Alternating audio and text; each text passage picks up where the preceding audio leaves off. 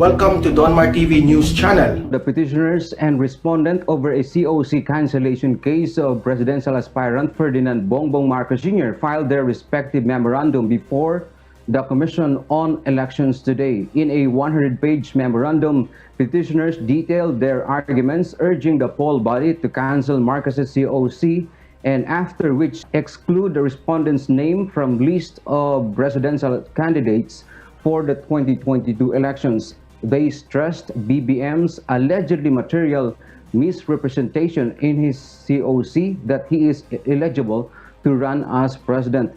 The petitioners argued Marcos's failure to file income tax returns, which allegedly crime involving moral turpitude, which constitutes perpetual disqualification from holding public office. Meanwhile, in their memorandum, Marcos's camp asks the poll body to dismiss the petition for allegedly lack of merit. The respondents stressed the Court of Appeals decision that there was no perpetual disqualification imposed on BBM based on a ruling by the Supreme Court in the case of Republic of the Philippines versus Ferdinand Marcos II and Imelda Marcos that failure to file tax returns is not an offense, which involves moral turpitude. Meanwhile, COMELEC spokesperson Director James Jimenez says, though both parties submitted their memorandum, the poll body has not set a timeline for the resolution of the case. Is there an indicative timeline? There is none. This will really depend on the appreciation of the division of the evidence that's presented to them, the memoranda that's presented to them. And I really can't say how long they will take to come to a decision.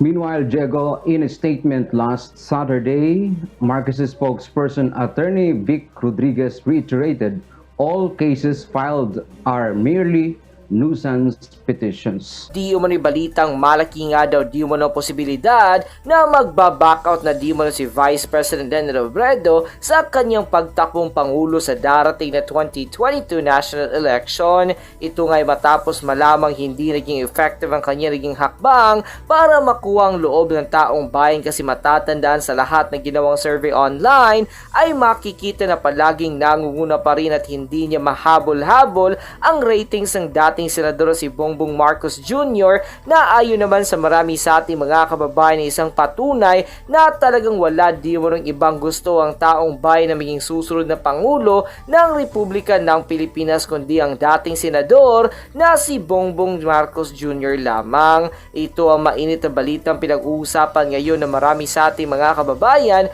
kung saan marami nga sa kanila ngayon ang hindi napigilan ng kanilang sarili na maglabas ng kanilang hininga at komento sa mundo ng social media. Pero bago ang lahat mga kabanat, kung hindi ka pa nakasubscribe sa channel na to, huwag mo nang patagalin yan. I-subscribe mo na yan at huwag mo rin kalimutan i-click ang notification bell para mas maging updated kayo lalo sa lahat pa ng banat videos na i-upload namin. At yun na nga mga kabanat, mainit ang pinag-uusapan ngayon sa mundo ng social media ang di umano'y balitang kumpirmadong malaki nga daw di umano ang posibilidad ng mababackout na di umano si Vice President Leni Robredo sa kanyang pagtakbong Pangulo ng Republika ng Pilipinas sa darating na 2022 national election.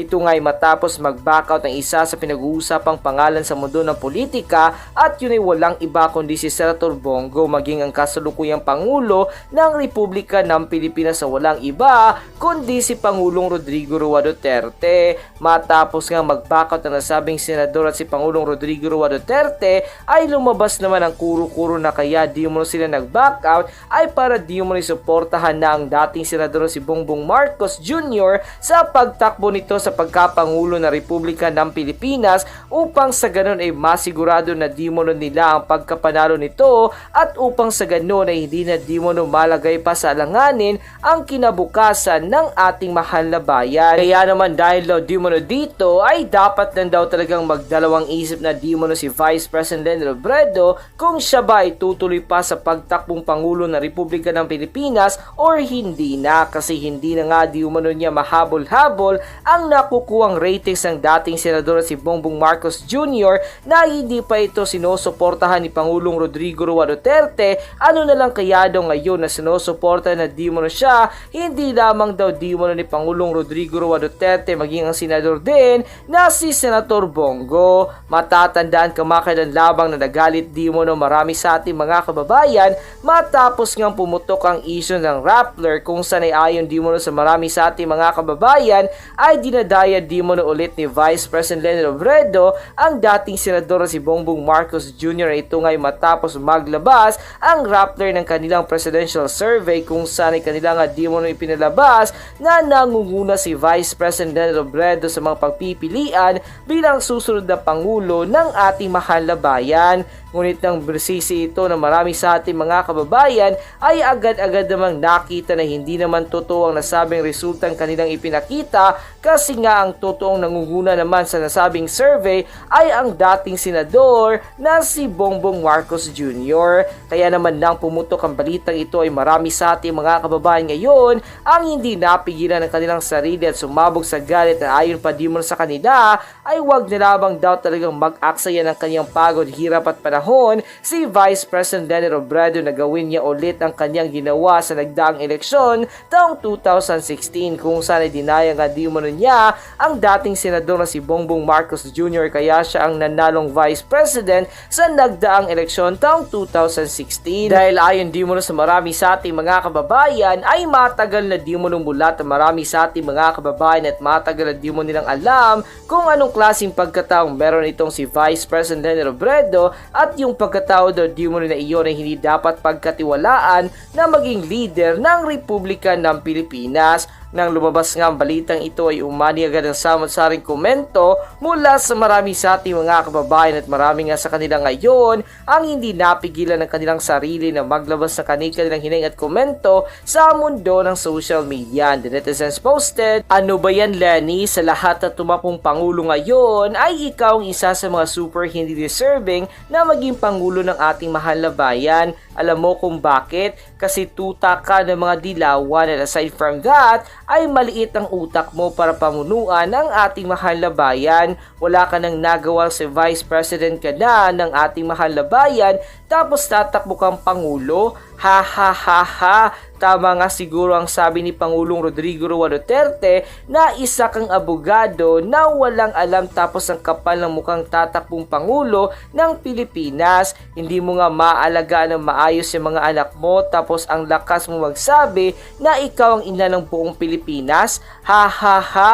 Sobrang nakakatawa ka talaga, Leni. Ako sa iyo ay umatras ka na lang talaga para hindi na masayang ang oras, pera at panahon mo kasi hindi ka naman mananalo kasi ngayon pa lamang ay alam na namin kung sino ang susuporta at iboboto namin sa darating na halalan and I am so sorry to inform you na hindi ka kasama sa listahan na iyon kasi hindi ikaw ang dapat na maging susunod naming leader kasi ang dapat na maging susunod na Pangulo ng Republika ng Pilipinas ay walang iba kundi si Bongbong Marcos Jr. lamang at sasamahan pa siya ni Mayor Inday as his Vice President. Kaya naman maghanda-handa ka na, Leni, kasi maglalaho ka na lang na parang bula pag sila na ang makaupo sa Malacanang. Hashtag back out, Leni. Hashtag you will never win. Ha ha ha. Ano ka na ngayon, Leni? Hindi mo siguro makayanan ang tambalan ng Bongbong Sarat, no? At sasamahan pa siya yun ni Pangulong Rodrigo Roa Duterte at Senator Bongo. Naku naman, Leni,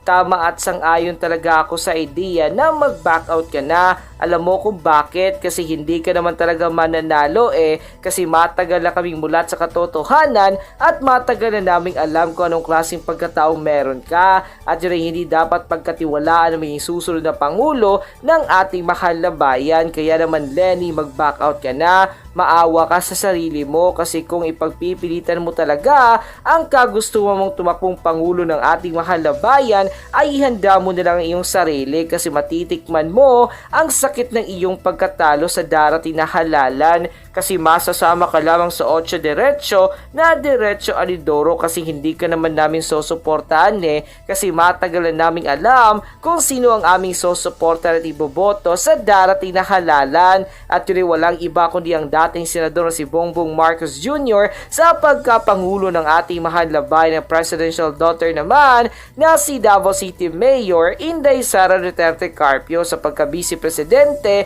ng Republika ng Pilipinas. Go, go, go Bongbong Marcos for President. Go, go, go Mayor Inday for Vice President. Sorry Lenny, but you will never win. And ko. Sa naging komento na ito ng marami sa ating mga kababayan ay kumpirmadong gusto nga di umano na marami sa ating mga kababayan ang mag-backout na di umano si Vice President Leni Robredo sa kanyang pagtakbong Pangulo ng Republika ng Pilipinas kasi nga ay ayon di umano sa marami sa ating mga kababayan hindi naman daw di umano siya mananalo kasi nga hindi naman daw siya sosuporta na iboboto ng marami sa ating mga kababayan sa darating na 2022 national election.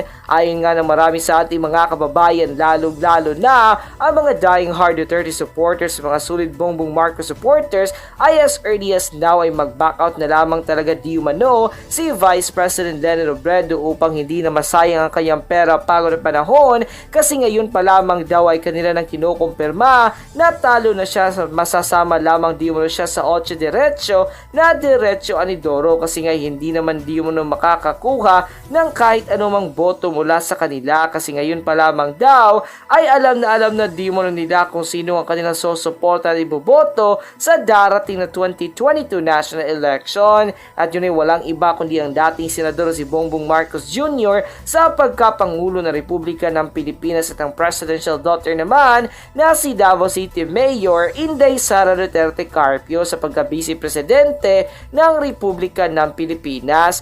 At yun nga mga kabanat, ano na ang masasabi mo? Kung kayo ang tatanungin, ano na ang masasabi mo sa naging balitang ito kung saan marami nga di umano sa ating mga kababayan ngayon ang gusto nang mag-back out di umano si Vice President Leni Robredo sa kanyang pagtakbong Pangulo ng Republika ng Pilipinas sa darating na 2022 national election kasi ayon di umano sa kanila ay hindi naman daw di umano ito mananalo kasi nga hindi naman daw di umano ito sosuportahan at iboboto sa darating na 2022 national election. At ano rin ang masasabi mo sa naging pagkumpirma ng marami sa ating mga kababayan kung saan ay ayon nga di umano sa kanila ay ngayon pa lamang daw ay talo na di umano si Vice President Leni Robredo kasi nga ay pa lamang daw ay kanila nang sinasabi na wala di umano sila ibang susuportahan at iboboto sa darating na 2022 national election kundi ang dating senador si Bongbong Marcos Jr. lamang sa pagkapangulo ng Republika ng Pilipinas at ang presidential daughter naman